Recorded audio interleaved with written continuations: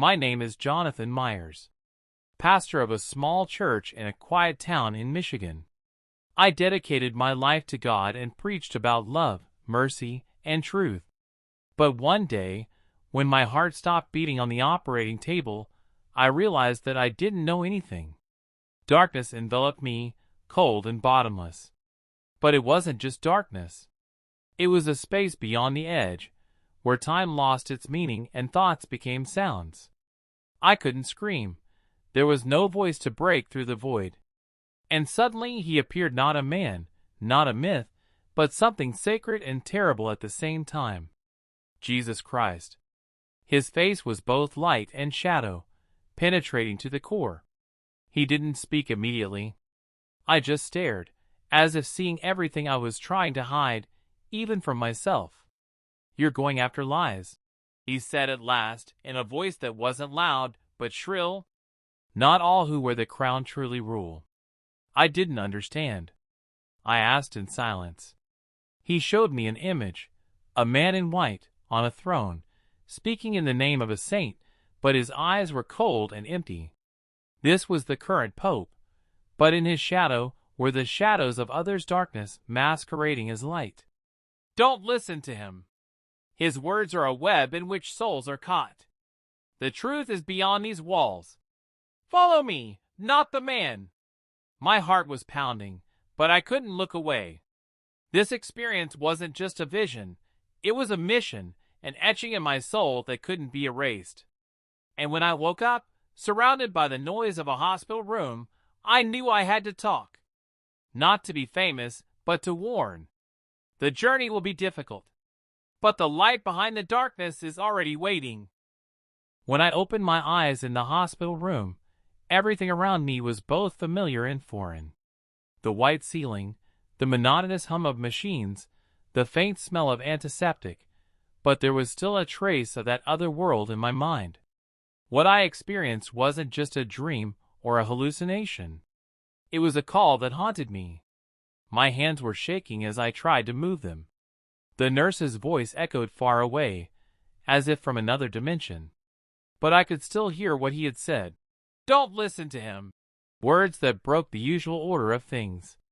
I am a pastor, a person who is called to lead, keep the faith, and keep in touch with the church. But what if someone I trusted as a spiritual leader was only part of a great delusion? How do you explain to people that light can be a mask of darkness? A few days passed, and I felt as if I was being torn apart between the service that I had always considered sacred and the shock that pierced my soul. Images kept coming to me in my dreams. A throne covered in gold, and behind it, shadows moving across the walls of the temple. One night, when the city outside was silent, I found myself once again in that space between life and death. There was he, Jesus, and his gaze was even deeper and more serious now. "Jonathan," he said, "the truth is often hidden under layers of delusion. Your path is not to follow the crowd, but to be a light in its shadow." I tried to find the words, but they were just whispers. Why? Why is this happening? Why does the one who is supposed to lead us to the light become its enemy? He came closer, and I felt a warmth that didn't belong in this world. Because there is fear and pride in the hearts of many. And those who seek power can easily become tools of darkness without even realizing it. The one you saw is not an enemy, but a warning. A warning to the world. I heard the echo of my own thoughts. What about faith? What about hope? How not to lose yourself in this fight? To believe is to see the unseen, he said. And your test is to stay true even when the world around you is in doubt. I woke up in a cold sweat. There were tears in my eyes, tears of awareness and fear at the same time. My hands tightened on the cross on my chest. It was a sign of my new path. A path that won't let me stay silent. After returning from that darkness, I began to look at everything around me differently. The church I'd known all my life was suddenly a maze of shadows and whispers. In the church where I served, the faces of the parishioners seemed to be masks.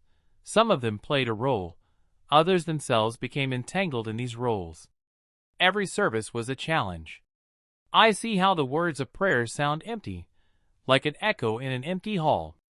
Words that were supposed to unite now separated. I feel that the voice I once owned is now trembling under the weight of unspoken truths.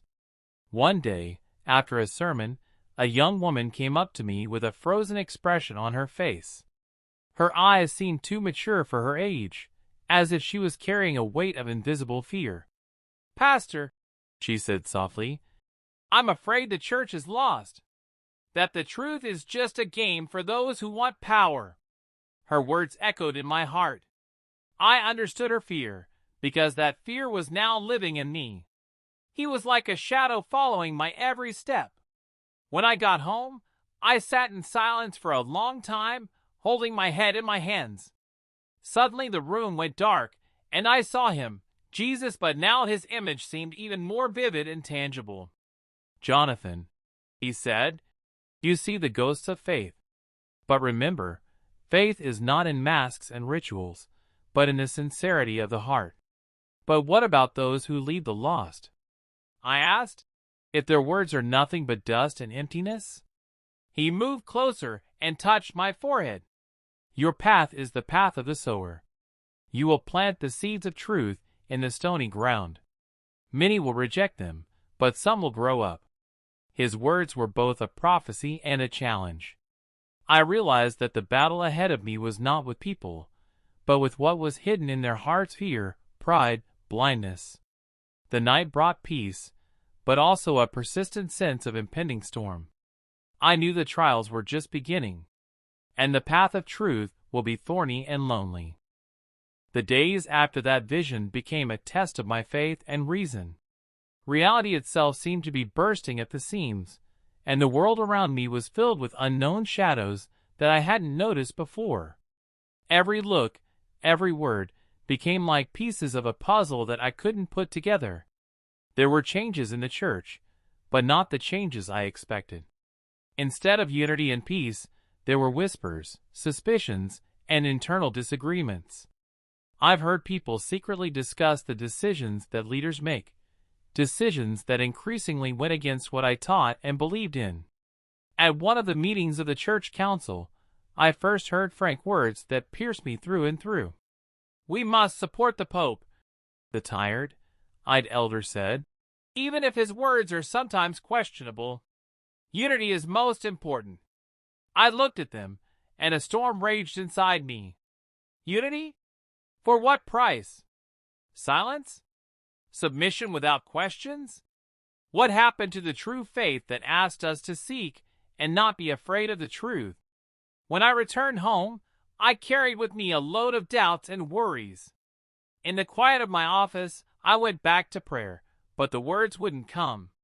Instead, there was a weight on my heart that I couldn't shake. Then I saw him again, Jesus, in the same image, but his eyes were deeper now, filled with an unspeakable sadness and severity. "Jonathan," he said softly, "you stand at the crossroads between lies and light. The authorities are always looking for a way to tame the truth." I felt anger and fear simmer inside me at the same time. But how can the shepherd lead the flock when the truth is broken against the walls of power? I asked, my voice shaking. Jesus stepped closer and put his hand on my shoulder. "Power is a test for the soul. Many will bend under its pressure. But you are called to be a light that does not go out, even if there is darkness around you." I realized that his words were not just a consolation, but a challenge that would require sacrifice and courage. I realized that the support that the Pope is receiving now is not just a religious ritual, but part of a larger game where the truth is distorted. The thought was like a cold blow. I began to see behind the facade of respect and reverence a game of shadows, manipulation, and fear. The night was restless. I saw in my dreams the faces of people dressed in the garb of power, who changed their masks and words, forcing the crowd to follow them as if they were idols. In this dream, Jesus was standing nearby and speaking softly. "Don't be afraid of their masks. Your job is to expose, not hide. When I woke up, I felt that the internal fire had become even stronger. The realization that going forward meant going against the current, against those who held the power in their hands, brought with it not only fear, but also awakening. I knew I couldn't keep quiet now. Several days passed after the conversation with Jesus, but the inner fire did not fade. On the contrary, it flared up with renewed vigor, like stars whose explosion illuminates a dark sky. I started noticing little things I hadn't seen before: cold stares from colleagues, unspoken words, and subtle hints in conversations. Everything was steeped in hidden anxiety and fear. One evening, after all the services and prayers, I was approached by one of the parishioners, Thomas, a man who seemed simple and loyal. His eyes darted, and his voice trembled as he said softly, "I don't know." "Pastor, you should know. What is happening above is far from what you can hear from the pulpit." He spoke of secret meetings between powerful religious leaders and politicians, of contracts that influenced decisions like a black web around the church. It wasn't something overt, but such things felt like acrid smoke creeping into one's soul. Tom's words resonated with what I'd seen in the vision. It was a voice I needed to hear, a wake-up call. When I got home, I felt the weight of my heart again. In the quiet of the office, I picked up the Bible and opened it at random. My eyes rested on a passage from the prophet Daniel that speaks of a merciless man rising from the depths of darkness, who will lead many astray. The words seemed to come alive around me. The darkness was gathering not only around my dad and those behind him, but also around me. I began to wonder if I hadn't been blind to these shadows before. In the night, I heard his voice again, Jesus, not a voice of reproach, but soft as the wind whispering in the trees. "The truth isn't always bright, Jonathan. Sometimes it is covered with shadow. But the dark is not her home. You are called to be the light that will dispel this darkness." That night I had a dream. A huge hall filled with masked men appeared in front of me. Their faces were featureless, but their eyes glowed with greed and lies. In the center stood a man-a shadow in human form, and in his hands was a golden rod, a symbol of power and deception. He spoke words that sounded sweet, but I could feel the poison hidden between the lines. These words were meant to control minds and souls. Suddenly, a light emerged from the crowd, shining and transparent. It was Jesus who reached out and pierced that shadow with the light of truth. Masks began to crack, faces to distort, and the darkness dissipated like smoke in a gust of wind. When I woke up, I realized that this struggle was not a metaphor. This is the reality that is unfolding around us. You need to find the courage to tell the truth, even if it means going it alone. I started writing a diary, so I wouldn't forget any of the details. My heart was now filled with determination. Even if the path was difficult, even if I was rejected, I would stand on the side of light. I woke up to silence, but not the kind that comes after an operation or an illness. It was the silence of eternity, deeper, heavier, pressing down on my chest, as if the whole world was waiting. My heart was beating too slowly, almost imperceptibly, and my body felt like it was lost in zero gravity. My mind still couldn't believe I was alive, even though I knew I wasn't the same person I was before the dream. A strange landscape stretched out before me. It was both familiar and alien, like a scene from a dream half lost in memory. The sky overhead was not blue, but almost transparent, like brittle ice, through which stars twinkled, not real ones, but symbols, signs that I couldn't understand. The air was thick, as if condensed by time and fate. Suddenly he appeared in front of me, not the image I had expected. Not glowing, not dressed in the clothes that I used to see on icons. It was a man, but with eyes that glowed with the quiet fire of ancient wisdom. His face was calm, but at the same time piercing, like the wind that rips through the fabric of illusions.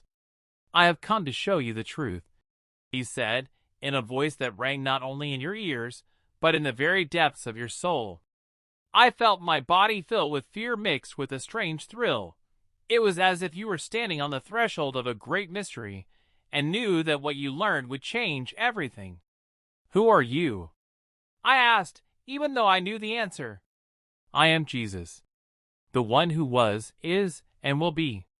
But today I will show you what is hidden from the eyes of mortals. At that moment, a scene appeared in front of me. I saw a crowd, not people, but the masks they were wearing. Among them, a figure that was both charming and sinister stood out. His face was hidden behind a mask of a smile, but his eyes were cold and empty, betraying deception.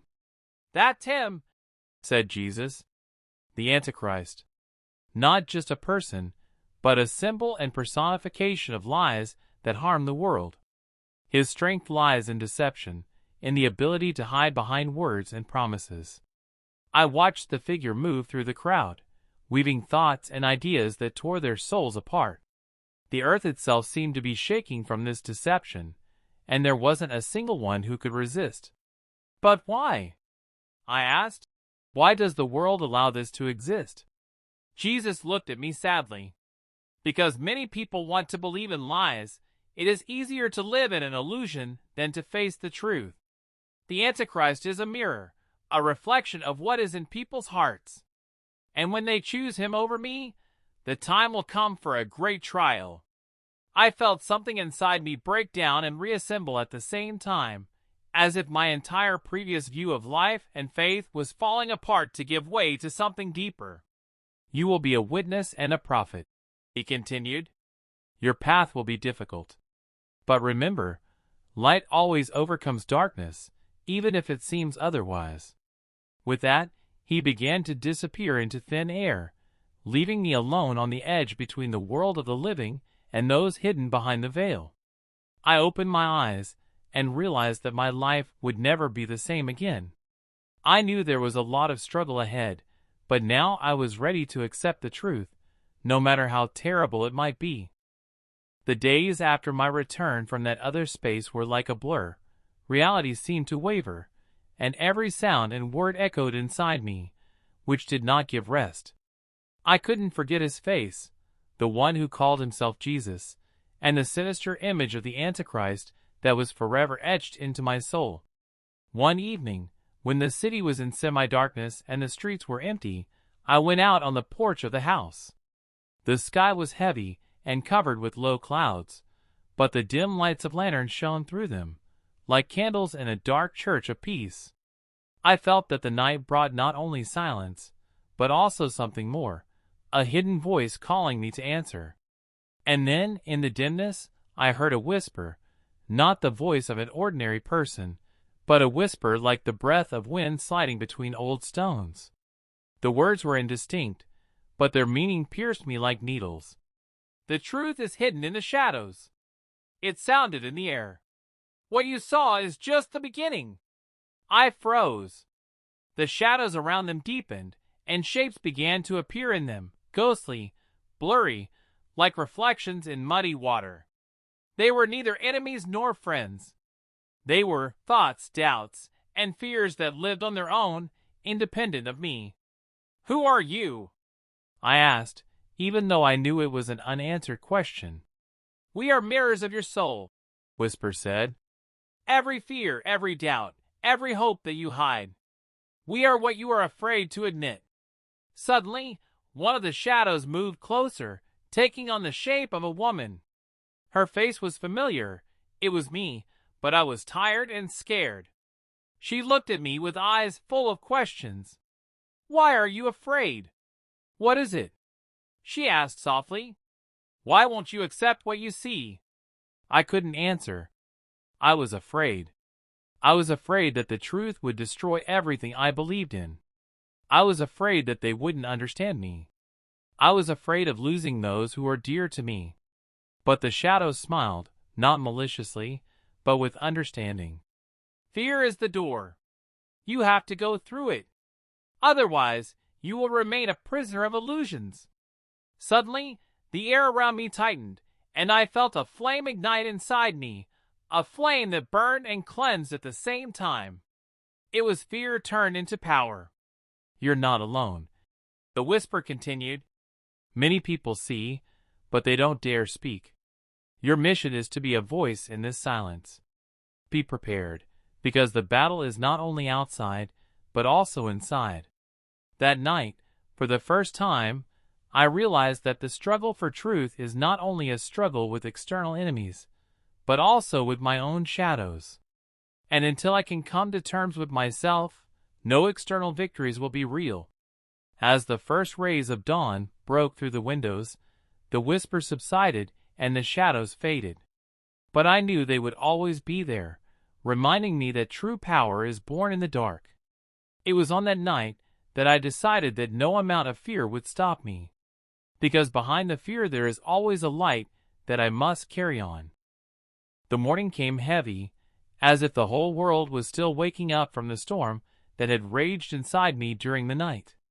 I woke up with the feeling that the walls of my room were shrinking, and the air was filled with an invisible weight, the ghost of those shadows that I met in the dark. But now I couldn't ignore their call. At church services, I looked at the faces of the congregation, some tired, others calm, but all as if they were far away, as if their souls were hidden behind the armor of everyday life and fear. I felt an urgent call not just to preach, but to awaken them. Wake up from a dream that was thrown upon humanity by unknown forces. After the service, I stayed in the empty hall. Light filtered through the stained glass windows, painting the floor with colorful patterns, a reminder that even in the dark, there are colors, but for many they remain invisible. I began to speak, at first softly, in a whisper, as if I was afraid the words might slip away. But then the voice grew stronger, filled not just with words, but with a deep confidence that came not from the head, but from a heart burned by the truth. "We stand on the edge of a new world," I said, "where lies are disguised as light, and evil is clothed in the garb of good. We see leaders who promise salvation, but there is deception in their eyes. We see signs that many people don't want to see, but who will open the eyes of those who hide their heads in the sand?" A storm was growing in my soul, not an external one, but an internal one. I remembered the words I had heard in the other world, the message that Jesus had entrusted to me. Words that blew up the mind and broke the usual beliefs. I felt a flame rise in my chest, burning and enlightening, and I knew, this is a call not to be silent, not to be afraid, but to speak. Talk even when everyone is looking away. From that day on, my new mission began. I began to write down everything I saw and felt, every message and every image, in order to put together a picture of the terrible and beautiful truth that was shown to me. But the deeper I went, the clearer it became. The resistance would be fierce. People are afraid of change. They are afraid of hearing something that will destroy their comfort. They prefer to believe in illusions, even if those illusions lead them to ruin. I realized that this battle is not only for the souls of others, but also for my own faith. To believe when the world is falling apart is what it means to be a true warrior of light. I went outside that night, breathing in the cool night air. The city seemed to be asleep, but I knew there was something more boiling beneath its surface. And my job is to ignite a spark to wake up those who are still sleeping.